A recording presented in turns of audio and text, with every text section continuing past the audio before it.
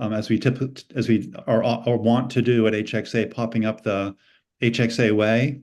Marisa, do you mind popping that up for us? So we're going to follow this too, Musa, you, you and I.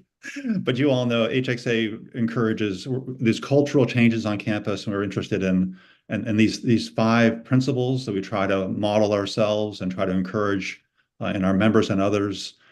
Make your case with evidence, be intellectually charitable, be intellectually humble, which is difficult in the academy more than most places, be constructive, and be yourself, which means be willing to reveal things about who you are when you state a position rather than always saying someone might say.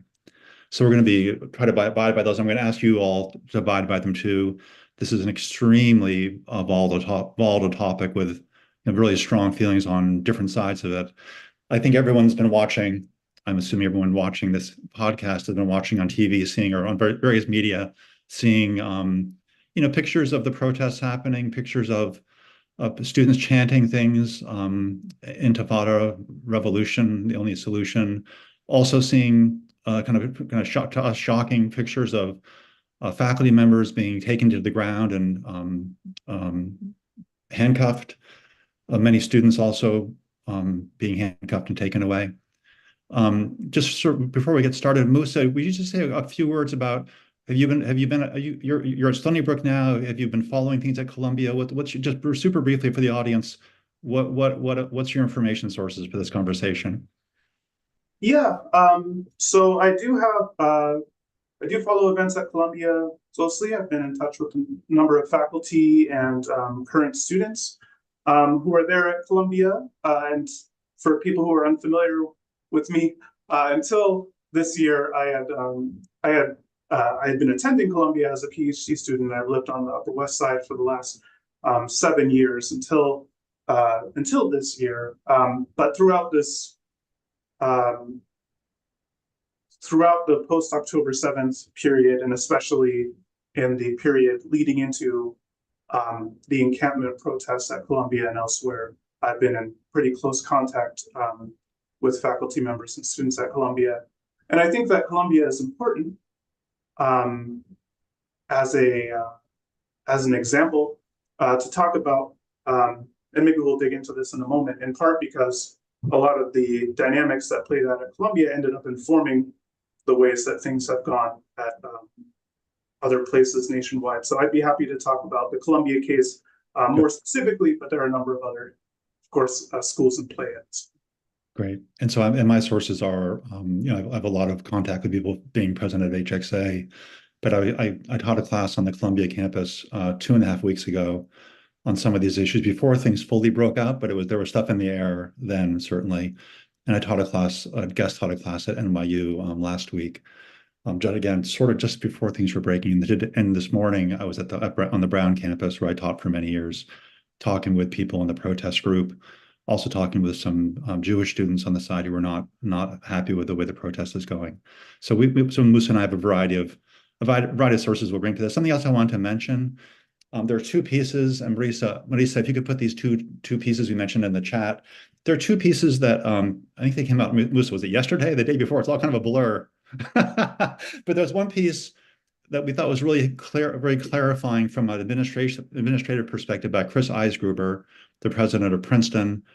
And is it popped in the chat, Marisa, a link to that? It's a short piece that lays out, it's about the encampments and the question about time, place, manner restrictions and the role in free speech. And that's one piece that we've been talking about a lot at HXA. It's sort of the background for this conversation. And the second piece by Keith Whittington, the second piece, a really nice piece about protest and civil disobedience are 2 different things. And just, I don't know if should I summarize those, Musa, or just mention them and leave it there? How do you want to do this? Mention them and leave it there. I mean, well, if I was going to do a nutshell on the Keith Whittington piece.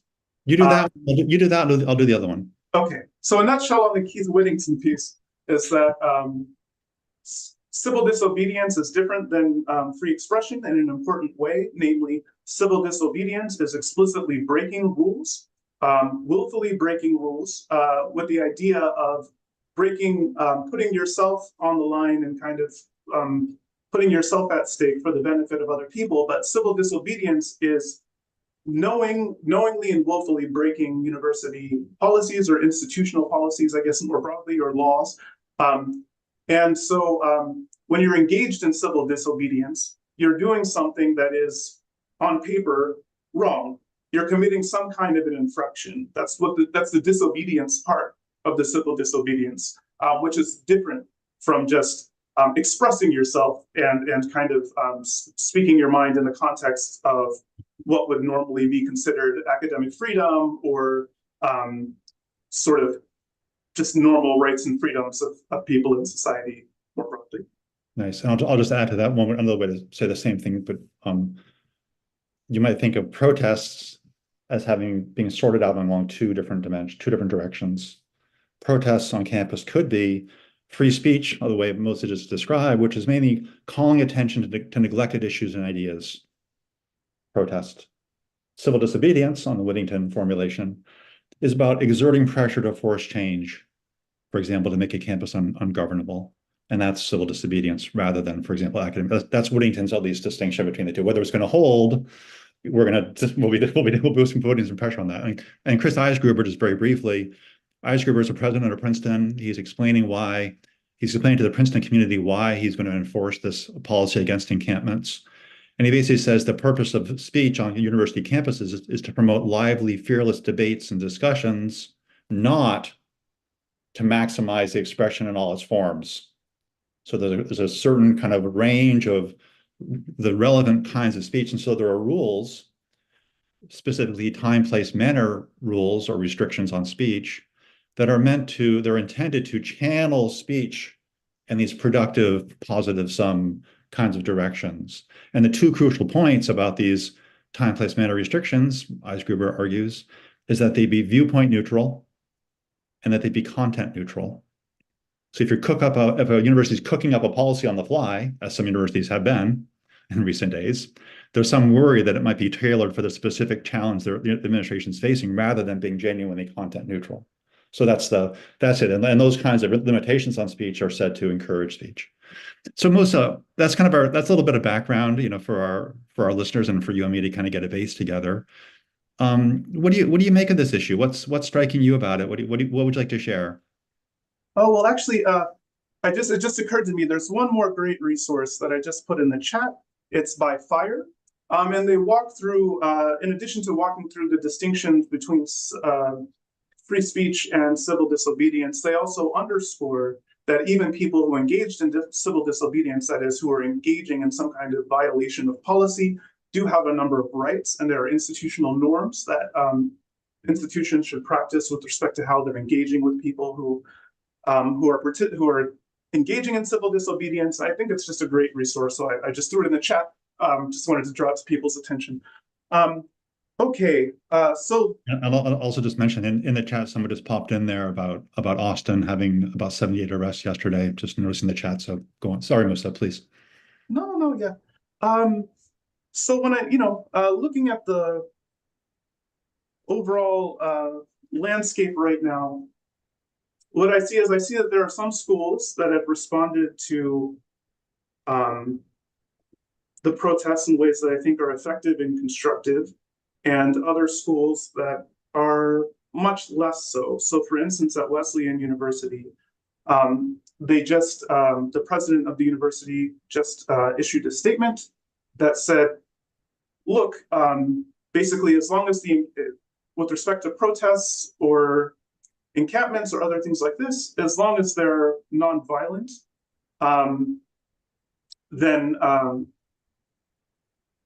then we're not going to be responding to what they're doing with any kind of repression or calling in authorities or punitive policies or things like this.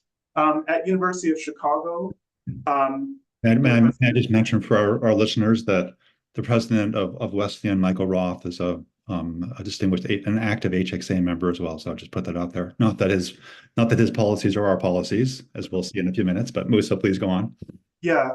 At University of Chicago, the school has issued statements saying that drawing a distinction between emphasizing that speech, even when it's offensive to some people, as long as people are willing to stand by that speech and explain it and defend it, then it should be tolerable and not in any way restricted.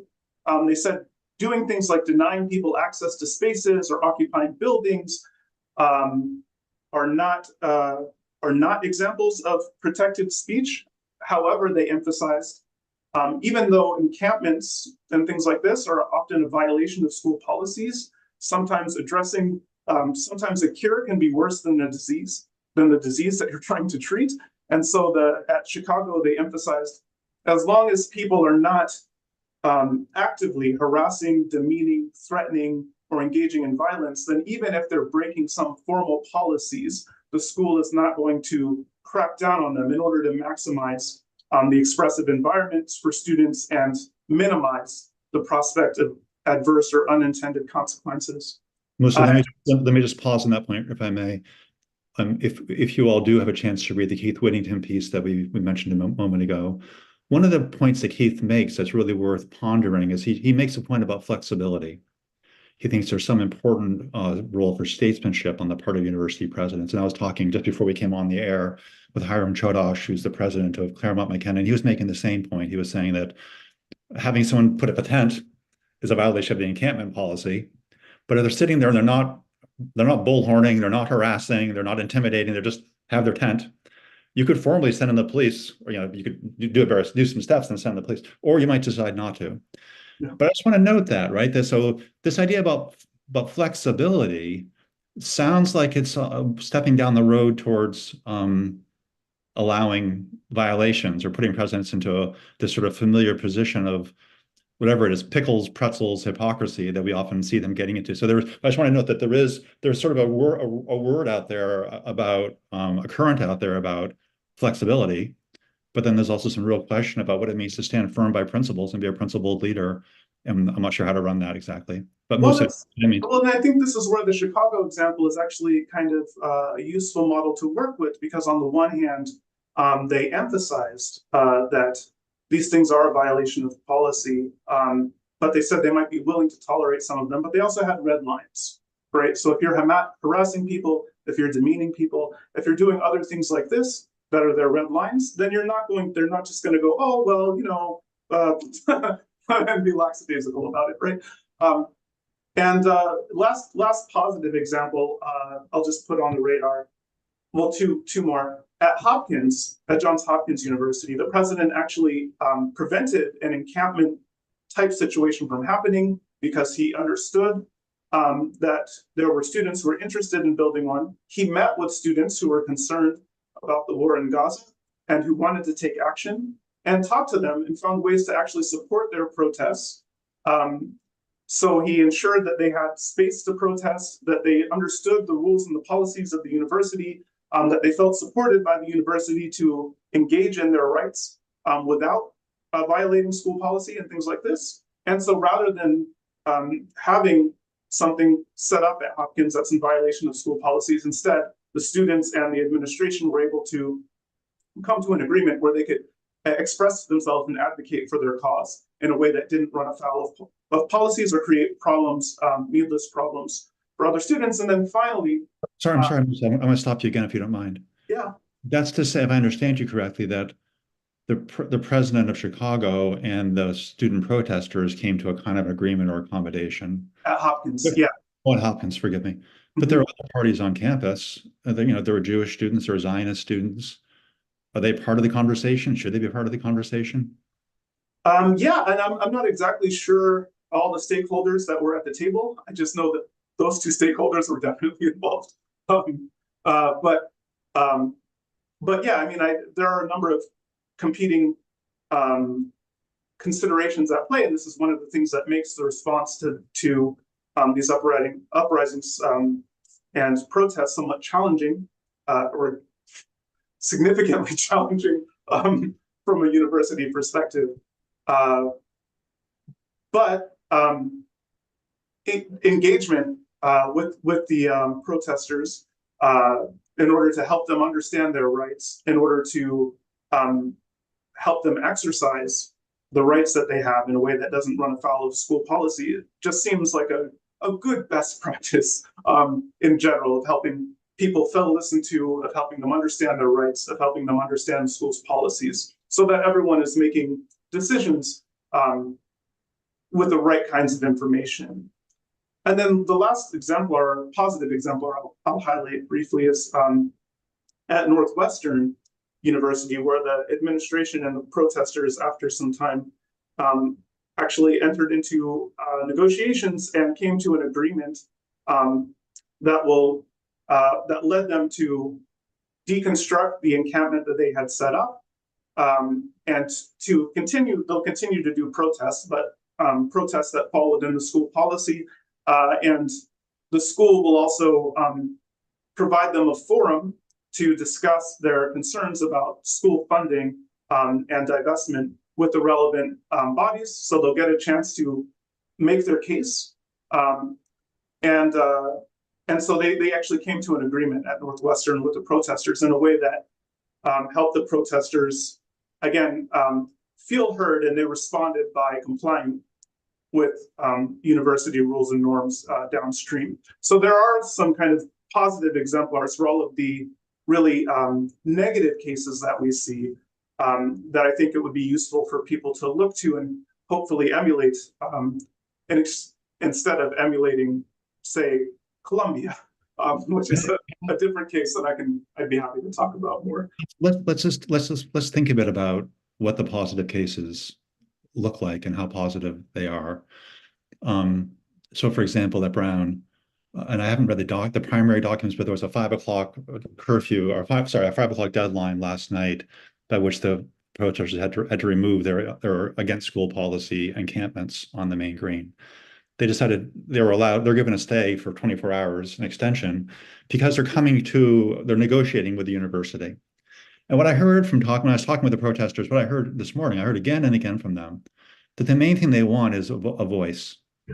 As they said to me, all we're asking for is to be listened to. And I said, well, you can write op-eds, you can communicate, you can have film festivals, you can do all different kinds of things to communicate. That's all protected speech.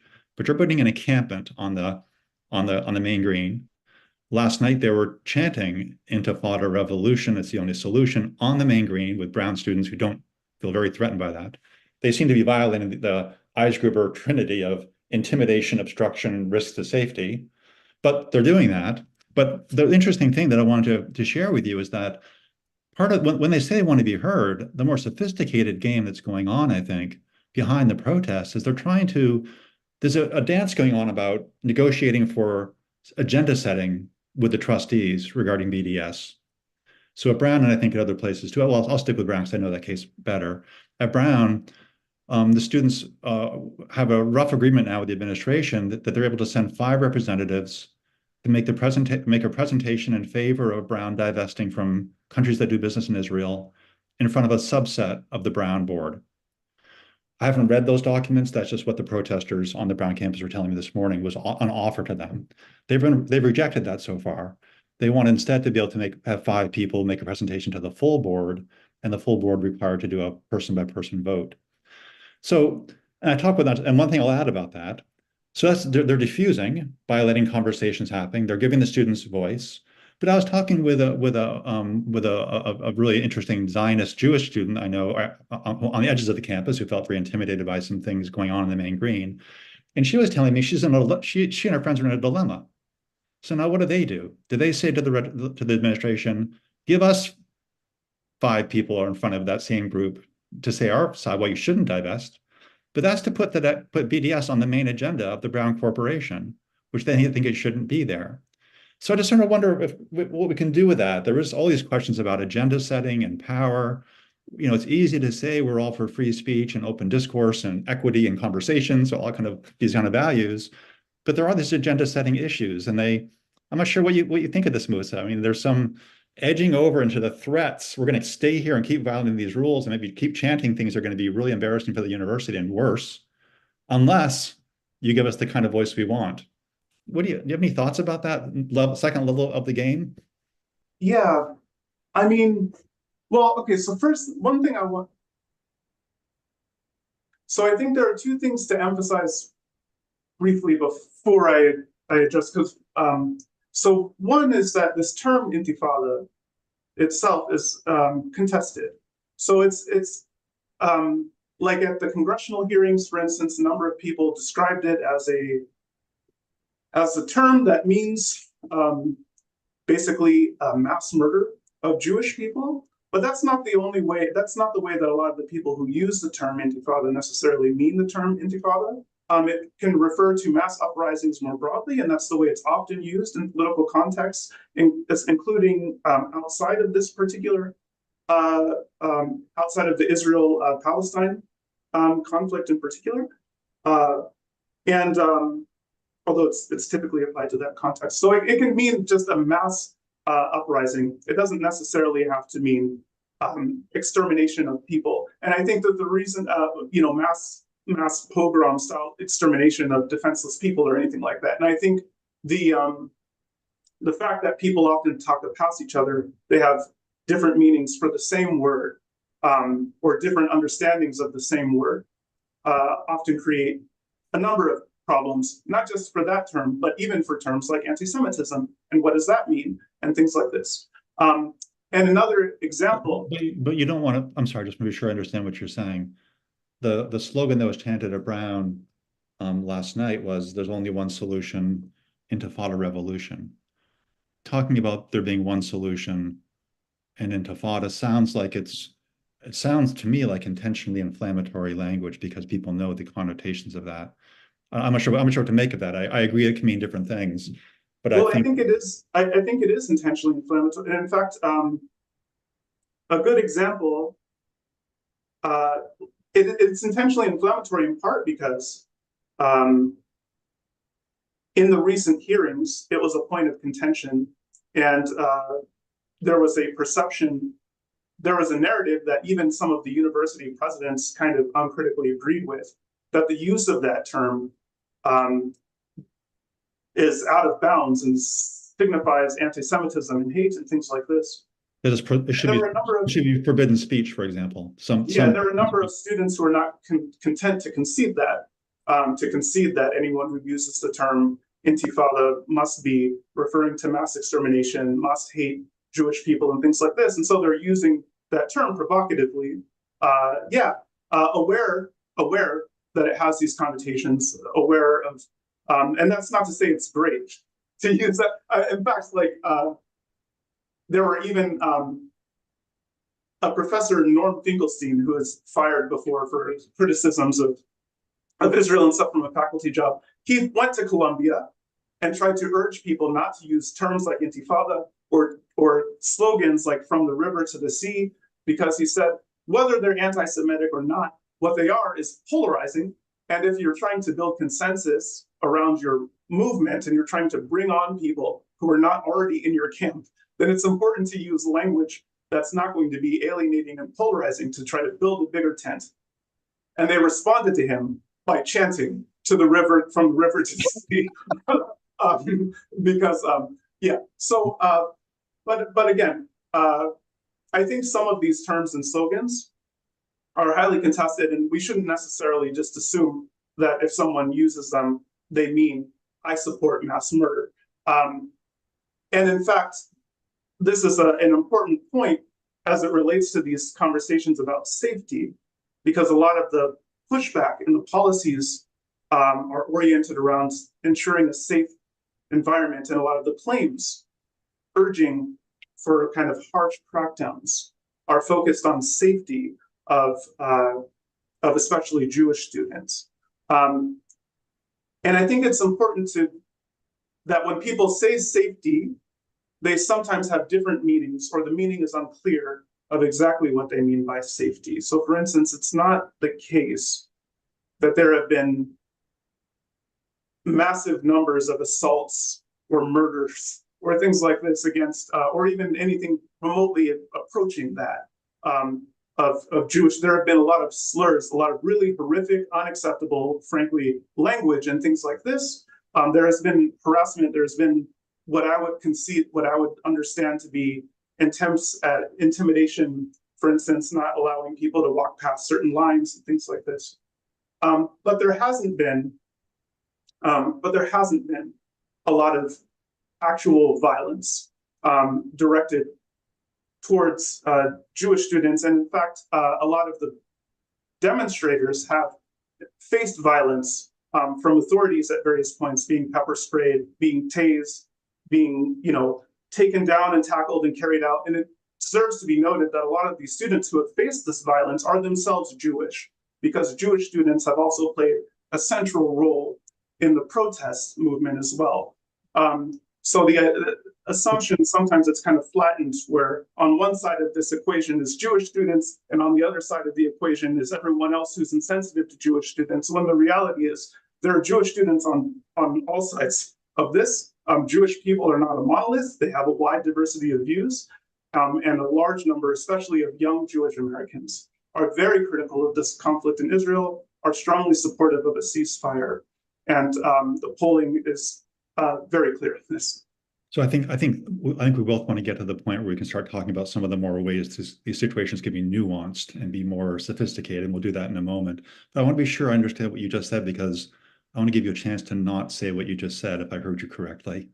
But you can go on saying it. I think I heard you say that violence is going to be a fundamental, or maybe the fundamental standard for saying whether some action's okay or not okay.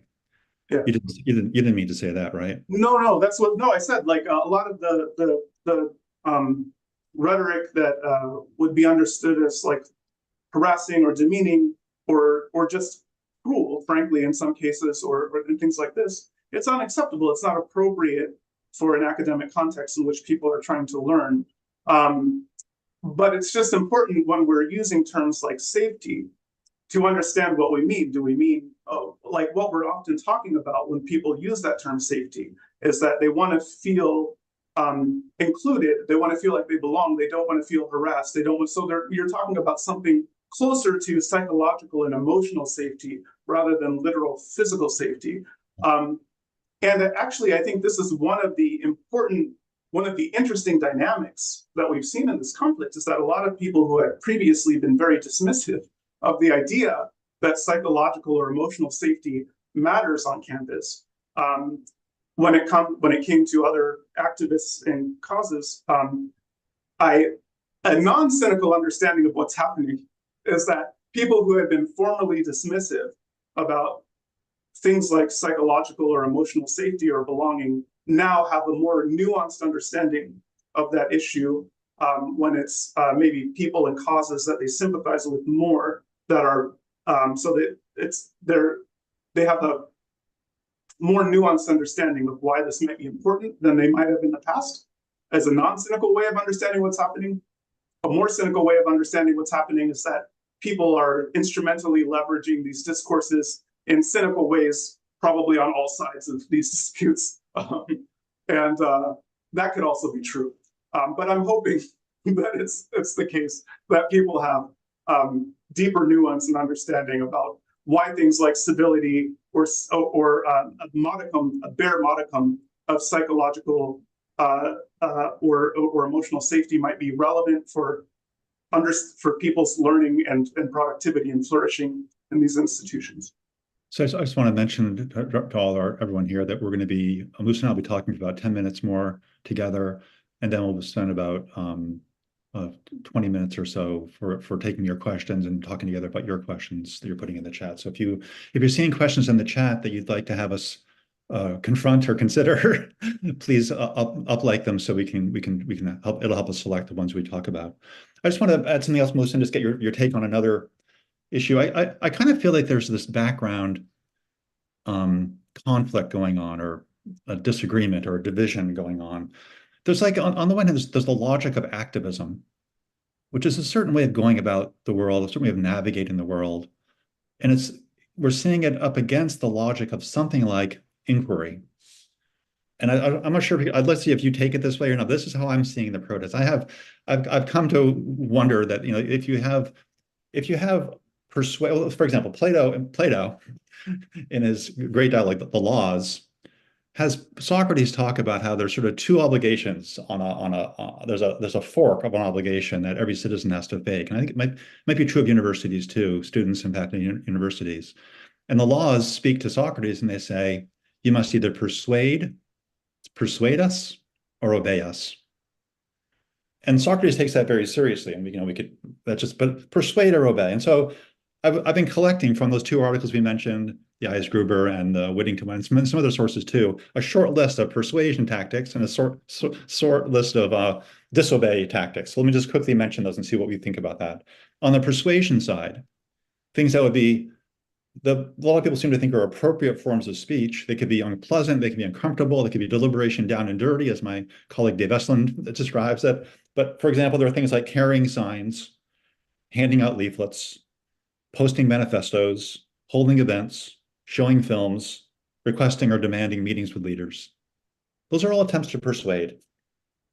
And a lot of the students I talked to on the campus of Brown this morning were eager to talk to me and to persuade me and give me some ideas and emphasizing why it's a terrible situation, why this is the best solution, and so on. On the obstruction side, or on the coercion side, again, I have a list of 5. Again, so for example, the encampments, obstructing movement on campus, or for example, violating the idea of equitable access to the main green, because some of these places have had groups circling the outside, seeing whether you're with them or not, and asking people what their beliefs are, and barring people from these parts of campus.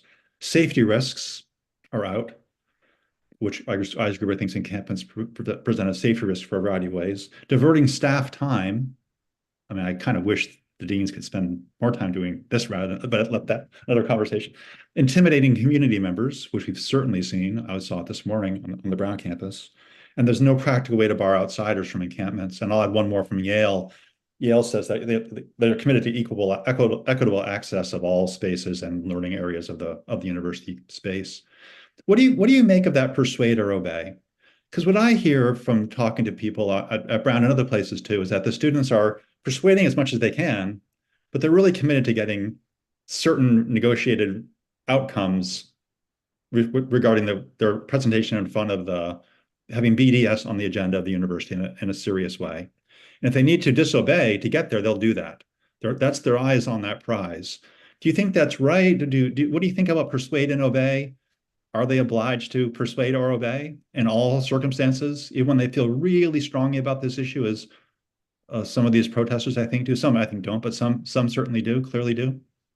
Yeah, I mean, a lot of them, a lot of the protesters and counter protesters, et cetera, probably don't have a lot of substantive knowledge about the specific conflict that that's motivating both the demonstrations and counter demonstrations, and may not have strong feelings about the university policy either. I mean, people take part in protests and counter protests for a number of reasons. Right. But as far as I do think that universities exist as places where persuasion should be prioritized. I mean, what are we doing here? It's tough. I think that there are moments that call for disobedience. The issue is the kind of understanding has always been, like social contract or whatever, is if you're going to engage in disobedience, if you're going to break the rules because you're following your convictions and doing what's right, you should be prepared to face the consequences. Civil disobedience is disobedience, that it's breaking the rules, putting yourself at stake for other people. And so I think that no one should go into an act of civil disobedience expecting that it will be cost-free or consequence-free for them. And this is actually one problem I think that universities are now facing, is that for a long time, they've told students that protesting is not only cost or consequence-free, but is even maybe career-enhancing. Like, for instance, there's a quote in my book from a recruitment officer at Yale who during the George Floyd protest said, not only will we not consider convictions related to protests as a mark against you, but we'll actually consider them as marks in your favor. Here at Yale, we expect everyone who comes to be really well-versed and committed to social justice and committed to protest and activism. Or at New York University, so there's Tyler Austin Harper has this tweet thread where he highlighted the contradictions between how a lot of universities describe themselves as activist-oriented spaces that are versus how they're reacting to the. So, for instance, at NYU, they emphasize, well, the city is your classroom, and they celebrate the long history of activism and civil disobedience, and say that one of the core values of coming to NYU, one reason you should come to NYU is because you'll get lots of abilities to and opportunities to engage in activism and protest. And that Columbia continues to, after the 1968 protests in Columbia, where they also called in the police to crack down on the protesters. In the aftermath, they realized that was a mistake, and you can go on Columbia University's websites, and Tyler actually links to them in the tweet thread, which is now in the chat. And they talk about, we had before this incident, Columbia produced resources saying, yeah, calling the cops on the calling in the authorities to deal with the protesters was a mistake that destroyed our credibility with all stakeholders in the university for a long period of time. And you can go on tours now where they show you all the different places the protest activities of 1968 happened, and they have resources to teach about the 1968 protests and celebrate them and things like this. And so a lot of universities have been telling students that they're expected to be social justice oriented, that these are institutions that celebrate and tolerate activism and civil disobedience, and reward it. And they're being taught, and they've been taught for a lot of their careers, especially at these elite schools, that social justice activism and engaging in protests and all of this is a career enhancing move that all of these institutions love and value and celebrate and respect, which is at odds with the actual roles that some of these institutions serve in society. But that's a side matter that I talk about in my book. Let me just mention that that Tyler thread is fantastic, and I'm interviewing him on the Heterodox Out Loud podcast on Friday. That'll be coming out in a week or two, and the John Haidt podcast on Anxious Generations coming out, I think, next week. But also the 1968 comment you made, I want to ask you about that. I was talking with one really lovely student on the Brown Green this morning, and she said to me, only half jokingly, that she sees what they're doing as historic. And she said sort of half jokingly, I hope there's a black and white photograph of us like there was in the 1968 protesters. So and I'll be in it. A lot of people will remember me. I'd just like to ask you to say what you think about it. Is there an analogy between what's going on now and what's going on in 1968? Just one thing that I've been learning recently, talking to Hiram this morning, but also talking to some other presidents recently, just that in 68, the structure of the portfolios that universities had tend to be managed in ways that was fairly, it made it more practicable to think about individual funds that were involved with individual countries. Still always complicated, but it was relatively simple then compared to now. Now, most universities have a complex mixture of their portfolios of index funds, that a very complicated portfolio management scheme. And so I've heard several people say, so administrators say that it's just, even if they wanted to do something like this, even if it made sense to do something like this, it's not clear that it's feasible given modern portfolio management. I'm not sure what you think about that. Yeah. Maybe the more important, and there's other questions. What does it mean to not do business with companies that do business with Israel? Well, there's all kinds of high-tech software that we rely upon to do basic stuff like this conversation, which probably involves Israel in some way. Are we really going to close down? So anyway, so there's that question about practicality. But just more generally, Musa, just stepping back a bit, do you see this? Do you think historians are going to look back at this as being analogous to 68 in a positive way or a negative way? Because I'm mixed about the 68 stuff in a major way. I think a lot of really bad things came out of that, although some good things too. What's your take on that? Do you see this as an historic moment? Well, yeah. Well, okay. So quickly on the divestment. So I agree that the financial instruments and the financial, like the role of like the financial investments and the role that universities play in the global economy and all of this is much different. And so some of the divestment demands have focused on things like not investing in arms and weapons manufacturers. That's a little bit of an easier lift than trying to isolate based on country. but it's still very complicated. But that's maybe more tractable, and that's something that some schools have. But okay, but the big question of how analogous is it to 1968? I actually think it's importantly and interestingly analogous, both because the protests of the late 60s and early 70s happened at the tail end of what in my book I describe as the second Great Awakening. So they happened at the as an awakening was winding down. You had these. So that's interesting. Is that in terms of the timing, actually, there does seem to be an analog. But then, as far as like how will people look back on this in the future? I mean, I actually do suspect that we'll probably look back on these protests in much the same way that we look back on those, for better or for worse. And I actually think there are a number of important analogs. So if I could talk for maybe 3 minutes about Colombia as a way of kind of. Are you going to refer to 1968? I was going to be mostly talking about the present, but then tying it back at the end to 1960. So let me just keep my promise to the group, because it's 4:22. I'm just going to read one of the questions. It hasn't been uploaded by anybody yet, but it just came across. It just scrolled across in front of me. I'm going to read it out loud. It's dead on topic. Someone named Rossiter, DG Rossiter, writes, in 1968, the U.S. was waging a nonsensical war with disastrous consequences in both Vietnam and obviously at home. Universities with ROTC programs were directly complicit in the war. It's quite a different justification for protest. Do you want to make any comments on 68 or on that comment? No, I mean, they're different. I think one of the things that a lot of the student protesters are one thing that's kind of the same, not exactly the same, or one common thread, is that a lot of the students who are protesting against the war in Gaza and that are calling for a ceasefire, the reason why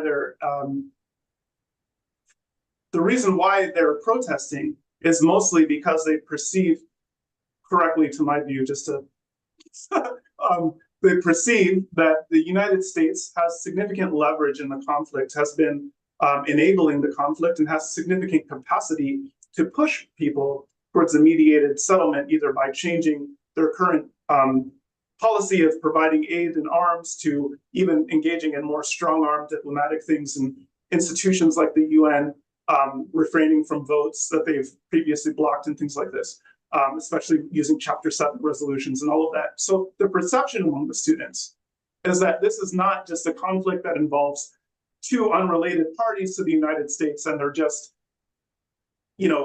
campaigning against a random foreign conflict.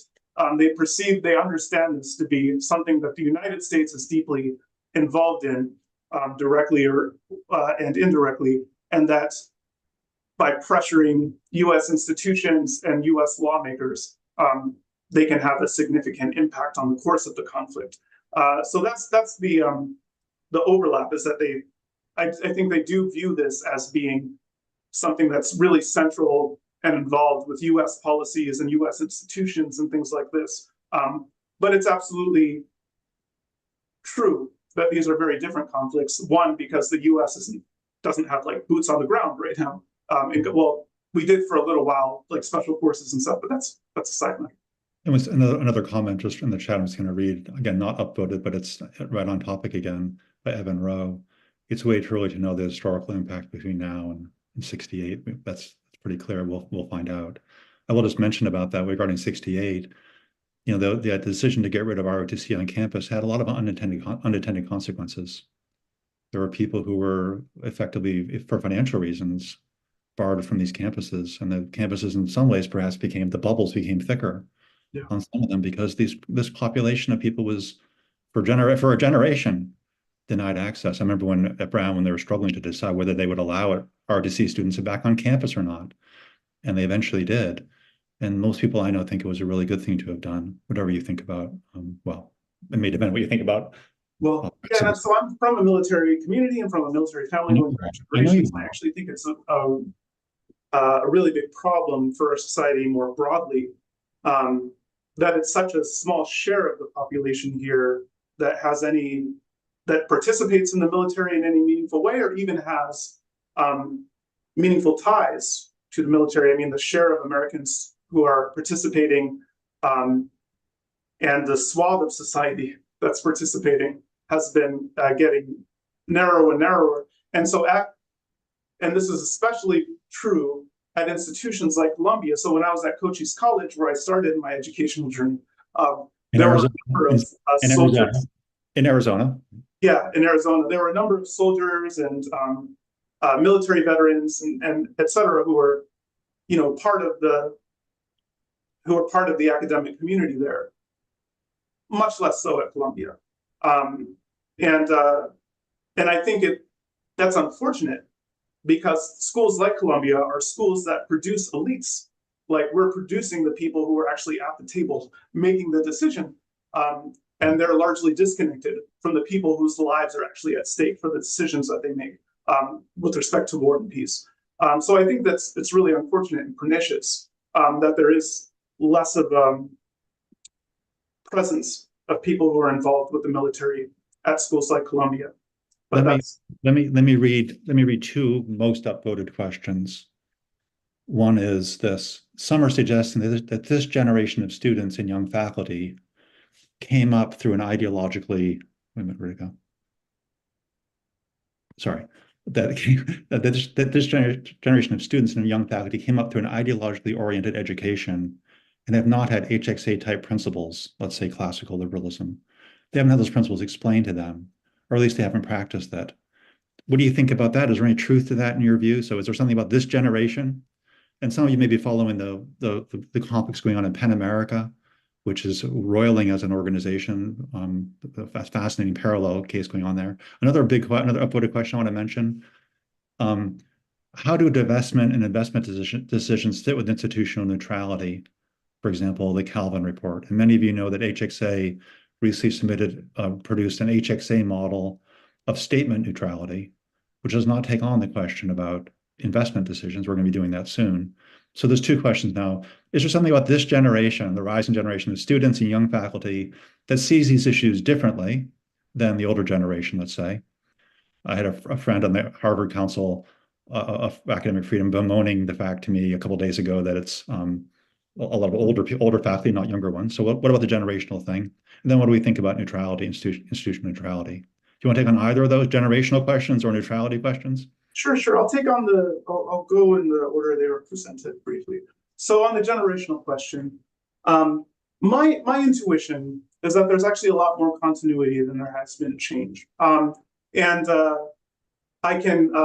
published an essay in Times Higher Education that was called something like, "To understand a lot of the tumult on campus, look at adults these days rather than the kids these days." So when you look at a lot of the shifts that have happened, that's so, Musa, that's so you. It's so classically, yeah.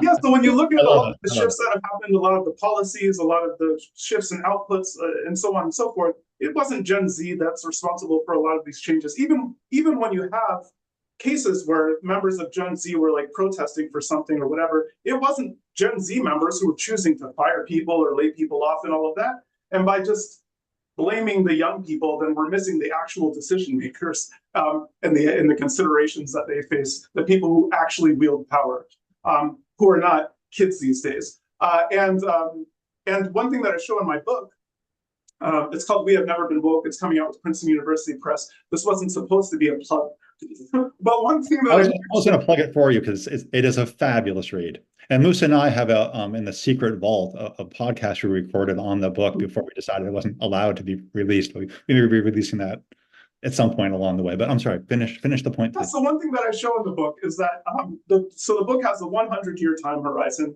and I show that almost all of the dimensions that we might think of as being unique to the post-2010 era have been repeated in all of these previous cases of awakening, sometimes in ways that are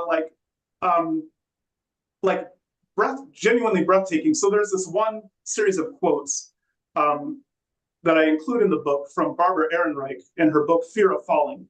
And so in those sections, she's talking about how students she was writing in 1990, in the 1990s, talking about how student protesters at that time were received in the same way as student protesters in the 1960s. And it's wild how tight the overlap was. But then, reading it in the 2010s, you can see that it's the exact same, or many of the exact same battle lines, many of the exact same scripts that are being deployed, many of the exact same frameworks for understanding the conflict that just keep repeating over these periods of heightened normative and discursive change. So I think one thing that's unusual is that we are in a period of heightened normative and discursive change. So people are thinking about and talking about social justice related issues in a different way than they normally do, but not in a different way than they ever have in the past. So there are these periods, these waves of kind of enhanced concern and rapid shift and how we talk and think about inequality. I think what's happening post 2010 is highly consistent with those, although it is a deviation from business as usual. You want to say, I want to go on to another question, but you want to say a word about neutrality? Oh yeah, so neutrality and disinvestment, divestment. I think, so the thing is like, it's not like, it's hard to think. There's a sense in which no investment policy is neutral, right? You're making, institutions have to make choices about who they do business with or not, about what their portfolio looks like or not. And so the question is, what should the criteria be? Now, I think the issue is like, should things like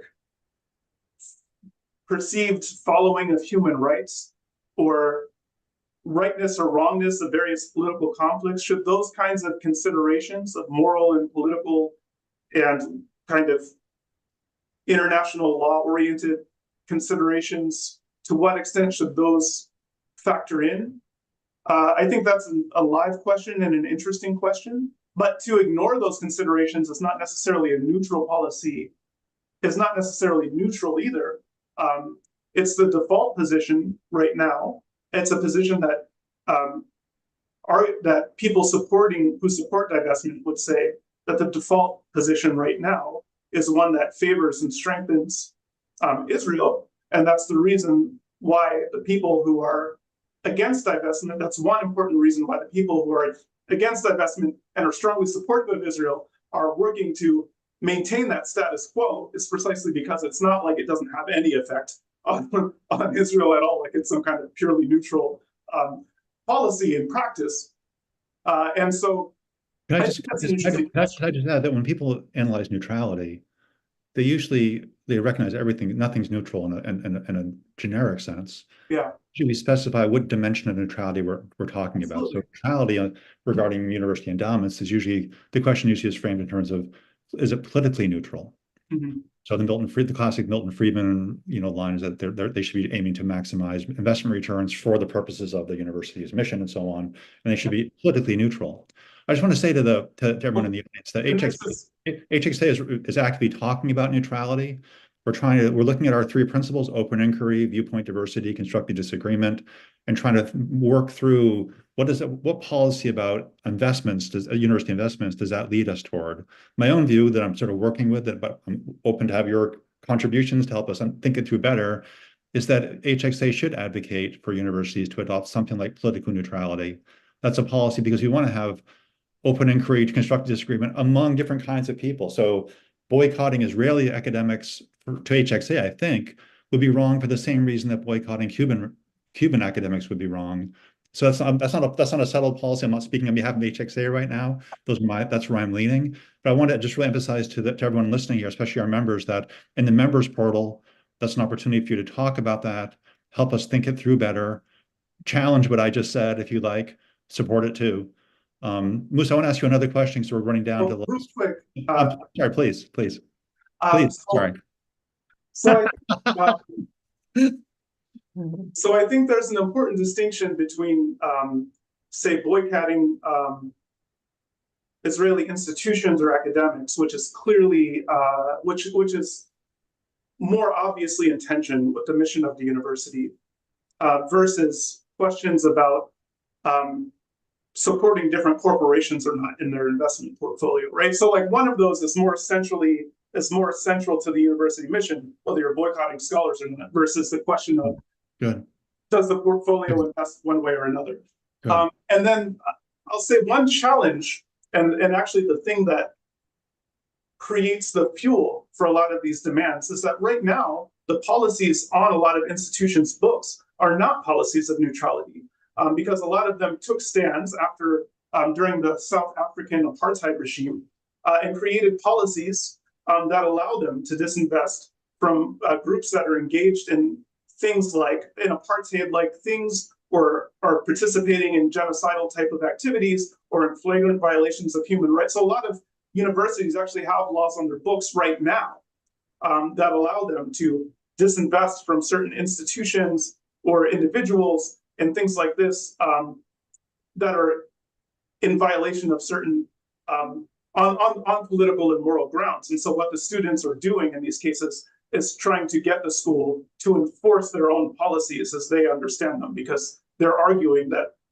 in this conflict there is a violation of that it's, they argue that it's close to apartheid, or they argue that genocide is happening now. And so the university's own policy, their existing policy, suggests that the university should divest. And so that's different. I think it's actually an interesting question of like, I think it's a very interesting and important question of like, in an ideal world, or for schools that are trying to think about their policies or reform their policies, to what relationship does institutional neutrality have to these investment decisions? But we should also acknowledge that the field in which we're all playing on right now is that there are actual policies that schools have right now, and so the students are trying to push them in many cases to enforce their own existing policies, which they believe the university is not currently following. Great, thank you. One thing that a couple of presidents that I've spoken to recently have said to me that they're kind of striking, I just want to share them with all of you. One person said to me that the university's effect on these areas is so small that it's purely performative. But I think it's an interesting idea. I'm not sure what to make of that, but there is this concept that is purely performative and it's not really relevant. The students are really serious about these issues.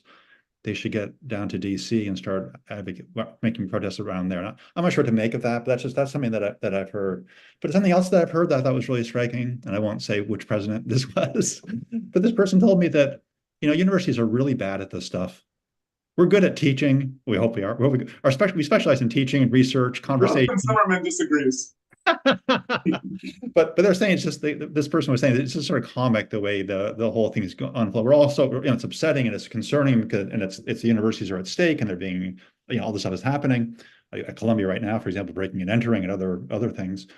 But this person was saying we should try to make it, our response should be as pedagogical as fast as possible. We should be trying to move these conversations into discourse, conversation, innovation, new ideas, novel solutions worked out together, finding ways to bring intellectuals together on the campus to actually produce new ways of looking at this problem. So universities actually start to inform and elevate public discourse rather than becoming the object of, videos and scorn and so on. That's idealistic, I know, but that's sort of a view that's out there that I just thought that was kind of interesting. I want to add it at the end. Musa, we're up to 3 o'clock. I want to keep our promise and ending on time. As always, Musa, great talking with you. You and I will continue this conversation probably this Friday at the center at the Siegel Center for Academic Pluralism. Marisa, do you mind just popping up the call to action?